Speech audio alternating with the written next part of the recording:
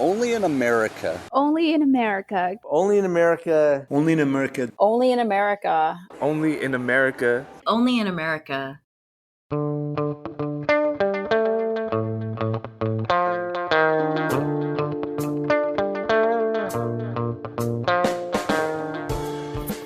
This week, we begin a new series on racial justice and immigration that I hope will challenge our assumptions and guide our work in the future. And we begin with a look at the intersection of Blackness and immigration. I've noticed that there is a way in which my clients of African descent, African, Caribbean descent are racialized Black once they enter into the United States. And what this means is this concept of being racialized Black at the border is that, they are based upon their phenotypes, they're assumed to be African American and in ways that renders them invisible. From the National Immigration Forum, I'm Ali Nirani, and this is Only in America.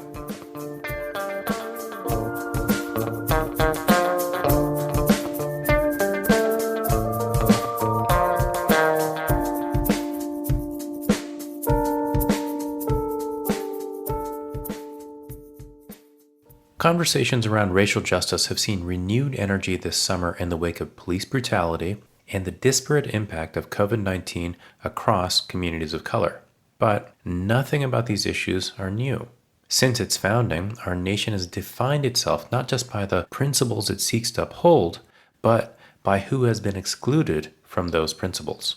Throughout America's history, our laws have often fallen short of our ideals and instead championed injustice, from the horrors of slavery to the xenophobia of immigration quotas. The dual crises of COVID-19 and systemic racism in America have shone a bright light on the ways our systems have failed to uphold justice and a lack of willingness by lawmakers to advance constructive and necessary changes. Now, there is no doubt that America has represented opportunity for so many families in a way that no other country has done in recent history. Freedom, democracy, and political equality were beacons to millions of immigrants in the past, and they are the reason we continue doing this work today. But if we're really going to uphold these values and make them truly accessible to all, we need to take a more honest and more painful look at the systemic racism of our past and our present. We need to think about who was and who continues to be excluded from the rosy picture we all too often paint of America. And that's why for our latest Only in America series, we're taking a critical look at the complex relationship between racial justice and immigration. For our first episode in the series, we're digging into how the distinct identities of race and immigration interact with each other. And we'll hear more about the experiences of Black immigrants who face dual challenges of America's immigration system and systemic racism towards Black communities. In coming episodes, we'll discuss the legacies of segregation and discrimination, and we'll also illustrate why ultimately immigrant justice and racial justice cannot be separated. Regardless of race or country of birth, all of us should be treated with dignity and justice by our institutions, by our laws, and by our fellow Americans.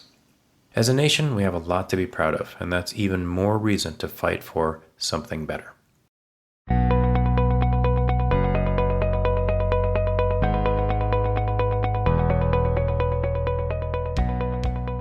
Support for the National Immigration Forum comes from the Carnegie Corporation of New York, supporting innovations in education, democratic engagement, and strengthening international peace and security.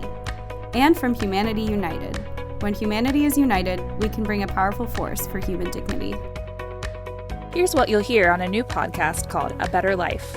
Great stories of immigrants grappling with the meaning of America during the coronavirus pandemic. And immigrant elders offering humor and advice for the rest of us trying to make it through these difficult times. At A Better Life, the host and virtually all the reporters are immigrants or the children of immigrants. A Better Life comes from Feet in Two Worlds, winner of multiple awards for journalism about and by immigrants. Listen to A Better Life wherever you get your podcasts.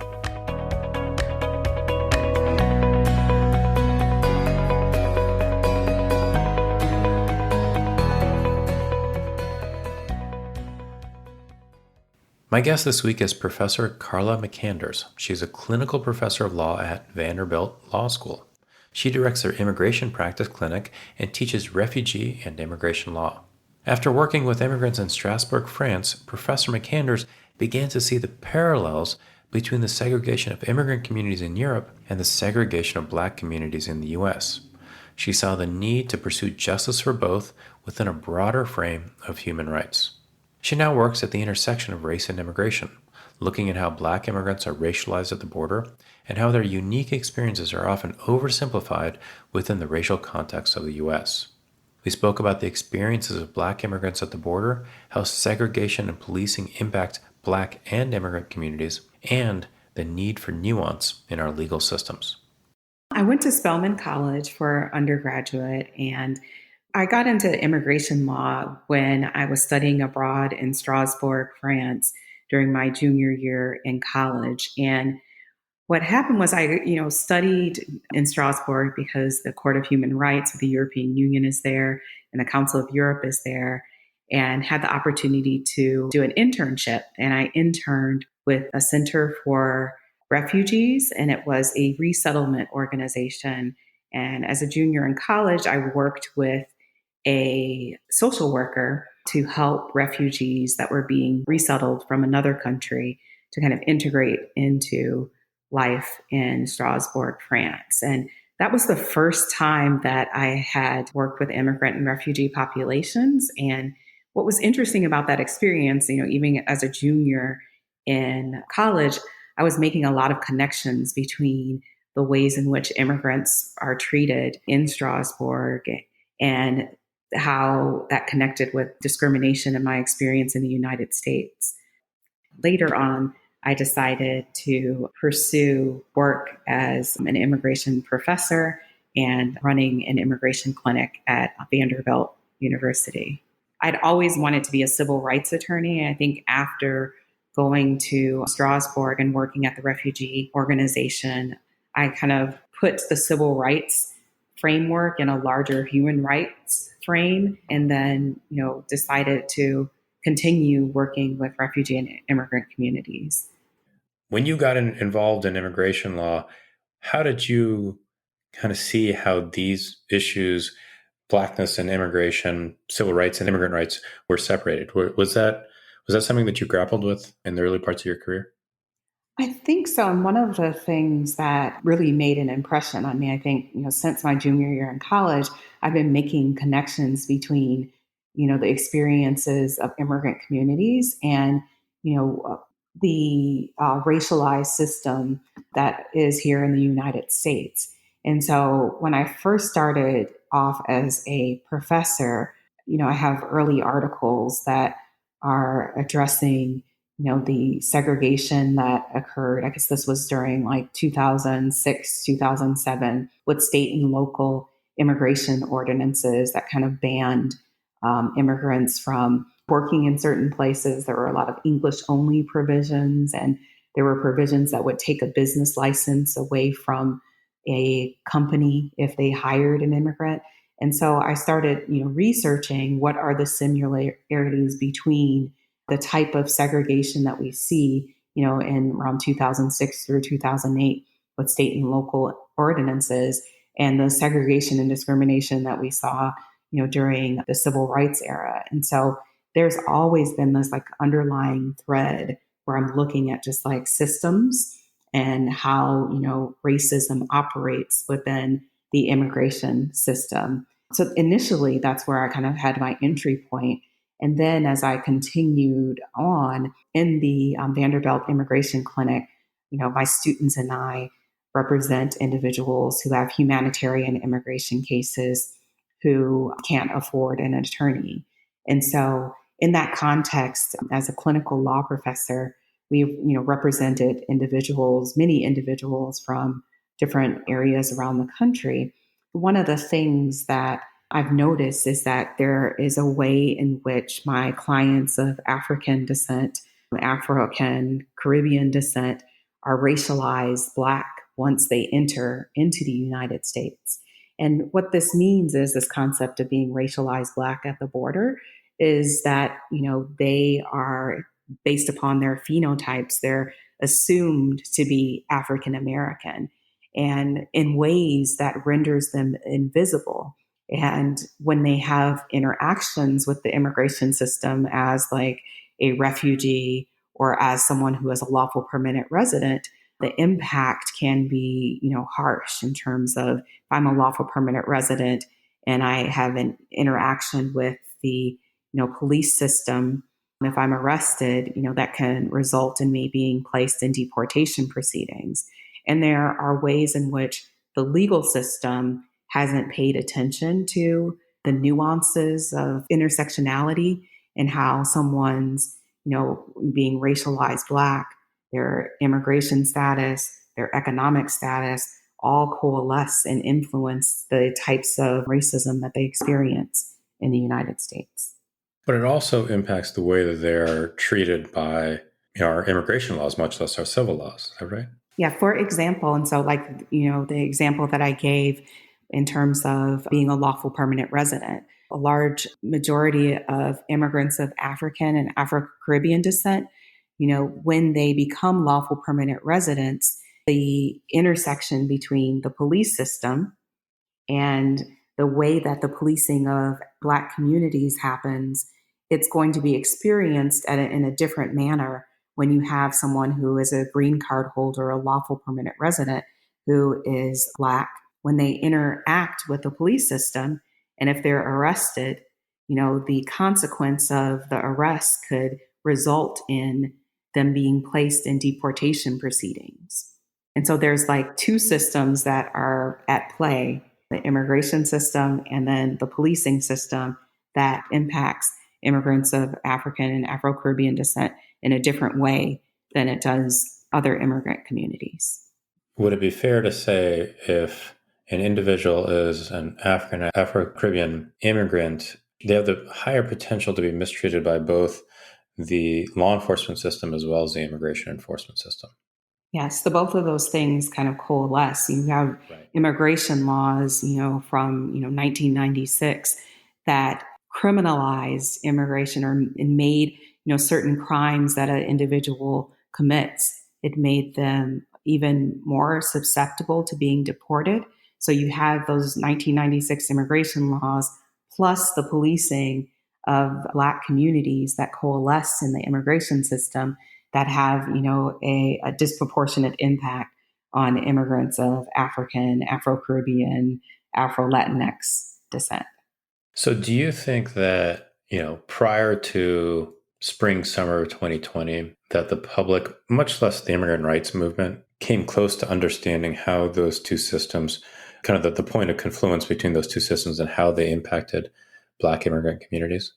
I think that it's something that has been ever present and present more in, larger cities. If you go to New York City, for years, you'll see an Afro-Caribbean, Afro-Latinx community there. And I think what's interesting is that practicing law in the state of Tennessee, the issues of, the intersection of Blackness and immigration status are not as, they're just surfacing and they're just, becoming more prevalent because you have immigrants that are, moving into areas of the country that, are not like New York or Houston or Los Angeles that have traditionally had higher populations of immigrant communities. And, I also think that, Black Lives Matter activist Opal Tometi, she's co-founder of the Black Lives Matter movement. She is of Nigerian descent. And I believe it's been about a year and a half ago, she wrote New York Times op-ed on this very intersection that we're talking about, immigration and Blackness, and how policing disproportionately impacts immigrant communities. So I think that it's been present, but the ways in which it's been discussed is especially through the legal context, it's been largely absent this conversation. And I think it's just the frame of intersectionality is really present when you talk about immigrants of Afro-Caribbean or Black immigrants. And I think that, one of the nuances of the conversation is really, a lot of, when I speak to my former clients, they talk to me about how, based upon their skin color, they automatically in ways become subsumed or, integrated into the racialized caste system that we have in the United States. And so that kind of contributes to their invisibility and the ways in which we don't talk about immigrants of African descent. I think another kind of point that happened more recently was the rapper 21 Savage had an interaction with the legal system. And I, was surprised because at the conversations that were happening around that he was an immigrant, that he's from, the UK, and then also, access to an attorney. And, one of the mantras that people would say in reference to the rapper 21 Savage is that I didn't know, he was an immigrant, or I didn't know that, I just thought he was Black, was a lot of statements that people, said around the conversation of his engagement, with the immigration system. And I think that's kind of telling in terms of, how this issue has been present, but it hasn't, had a spotlight in terms of the way the legal system impacts immigrants of African descent or Black immigrants in different ways. I remember that incident, and I think it was like the following weekend was the Grammys. Yes. Right, and he was supposed to perform at the Grammys. And I gotta say, I was expecting whether, I can't remember who he was performing with, or somebody from the stage or from the podium would have mentioned him in his case. And, to my knowledge, I'm not sure it was ever mentioned at the Grammys. Maybe one person did, but I was just expecting his detention to be a larger kind of cultural moment than it ended up being. Mm-hmm. And, in some ways that might be a result of, just having access to an attorney to navigate through the immigration process. And, I'm not sure what happened, but, specifically, but it might be a result of his attorney saying, hey, let's kind of leave this where it is until we can make sure that you're released from detention. You wrote an article for the American Bar Association, and in the article you had a point that I wanted you to elaborate on. And what you wrote is that while the 14th Amendment provides that all persons are entitled to equality under the law, this constitutional requirement can be bypassed essentially by defining certain immigrants as non-persons based on differences between the dominant and subordinate groups. But the reason why I think like the 14th Amendment is so interesting in all this is because of the origins of the amendment, right? And the idea that people are treated equally under the law, which was foundational in terms of the treatment of the Black community in the country. I'm trying to get at and trying to understand how that amendment is applied to the Black community and how it is applied to Black immigrants. And I can talk about the immigration context specifically. Yeah. It's just that the scope of rights that an individual has under the 14th Amendment is just limited by the immigration laws. And so, for example, just the due process rights that you have, the equal protection rights that you have are limited by the administration's expansive authority over immigration.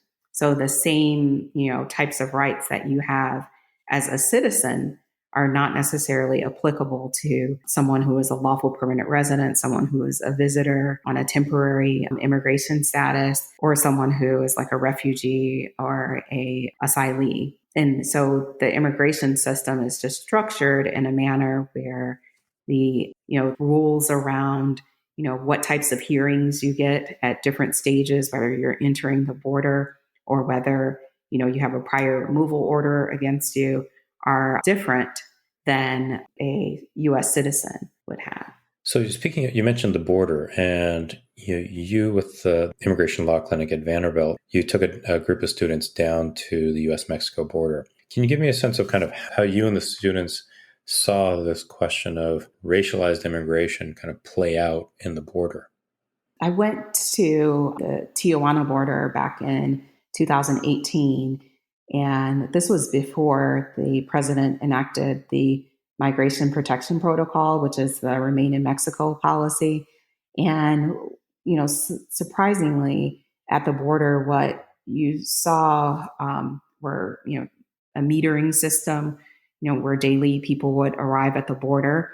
and they, had been given, would have to obtain a number, or they would be given a number. And if your number is called on that day, then you could approach the border. And, most of the people that are at the border had some type of asylum claim or some type of humanitarian form of relief that they were seeking. And so, what was surprising at the border was that there were a significant number of Haitian immigrants. There were immigrants from Cameroon, and there were immigrants from Mauritania. And, again, their experience at the border is a little bit, I shouldn't say a little bit, a lot different, because, the majority of the resources, of course, in Mexico are tailored to immigrants who speak Spanish. And so at the border, there were immigrants, one immigrant in particular that I interviewed and, helped to give information about the process for approaching the border at that time, was from Cameroon. And so, they were at the place where I was volunteering. They were looking for people to speak French who could, fully inform her of, what the process was, fully help her, document her claim for why she had to flee her country. And, in working with other, organizations at the border, one of the things that they see when you're at the border and, people are trying to file protection claims is that there are a lot of immigrants of African descent that, come to the southern border so that they can ask for protection.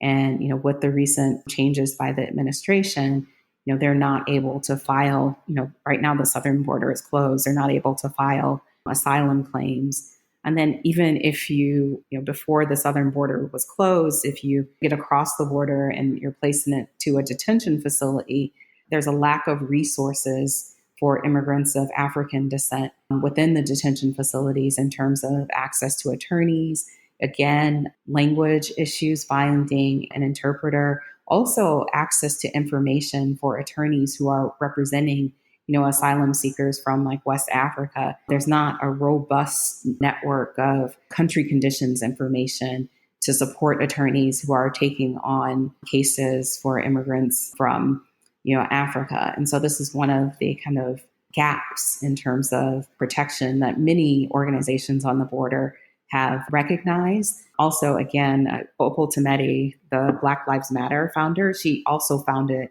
another organization. It's called the Black Alliance for Just Immigration. And that organization, has a report that extensively documents, what's going on at the border, what are the communities of African, Afro-Caribbean descent, and what their needs are, and how they are not a community that has been, traditionally protected at the border. And I think this is, again, it's something that I guess a spotlight is being shown on this issue in light of the fact that this administration has put so many barriers to migrating and applying for humanitarian forms of relief at the border, that this issue has been highlighted. And I think a lot more attorneys have gone down to the border to volunteer.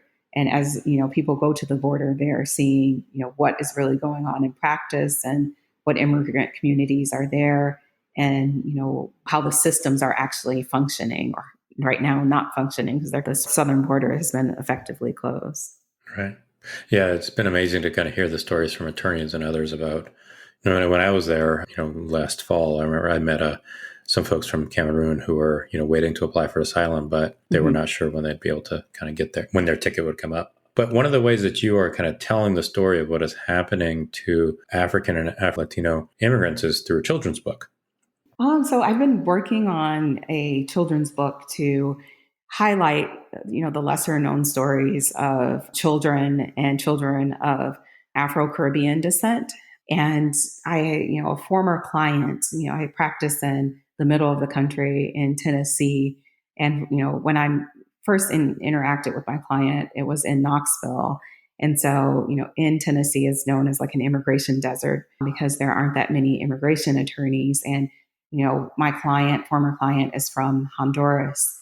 And when I walked out to the lobby, to my surprise, she was of Afro-Caribbean descent. She, is from the Garifuna community. The Garifuna community has deep roots in the United States and larger cities and New York and Houston, but in Knoxville, not as much. And so as a child, she immigrated to the United States and, was placed in a foster care system in Knoxville when, a parent or guardian could not be found in the interior of the country. And so what the children's book does essentially is, it's a fictional book, and it's a compilation of all of the children that I've worked with, but it told through the eyes of a child who is a member of the Garifuna community. And so it nuances the story of a child migrating to the United States because it focuses in on what she experienced at the border, back in, this was probably in like around 2014 with the, surge of unaccompanied minors coming to the border. And, her identity was repeatedly questioned because, she didn't match the phenotype of, Honduran children coming to the United States. And so when she arrived at the border, they did not believe that she was Honduran. They, immigration and customs enforcement officers didn't believe that her identity was true because of the color of her skin. And, that is a theme that, I've engaged with her, talked to her about in terms of people are just really surprised that, she speaks Spanish. She speaks an indigenous language to the Garifuna community, which is called Arawakan, where she's from, and, just a little bit of English. And so her story is told in, the parts of her story are integrated in the book so that we can understand like the nuances of, children can understand the nuances, and perhaps parents and teachers who are reading with the children can understand what happens to children who migrate to the United States, then also understand what happens to children and people, I should say, of African descent when they migrate to the United States, and the ways in which their race impacts engagement with the immigration court system and, at the border. And it's essentially going back to the theme of how, because race operates in a specific manner in the United States, that immigrants are racialized Black at the border. And this, complicates the ways in which they uniquely experience the immigration system. It's an amazing thing about children's books, right? Because we often think about the child as the audience, but sometimes that audience is the adult who's reading it. Exactly. Yeah. And I had one of my friends read the book with her 10-year-old child. And when she came back to me, she said that she learned a lot more in terms of the questions that her child had in reading the book than, just picking up the book herself. I wonder if parents are going to kind of realize their kids know more about how America is changing than the parents. Exactly. And, having insights about how we treat people. And I was really floored by the comments that the 10-year-old had in terms of, why is the system set up like this? Why are children, placed in a jail when they come to the country? And part of the book, I talk about, how she experienced living in the United States because of the color of her skin. And, the 10-year-old responded, why do we treat people this way? Why does it have to be this way? Couldn't we? And he was imagining different ways in which we could create a system where people who are fleeing violence or children who are fleeing violence could be protected in our country. I have one last question for you. The name of the podcast is Only in America.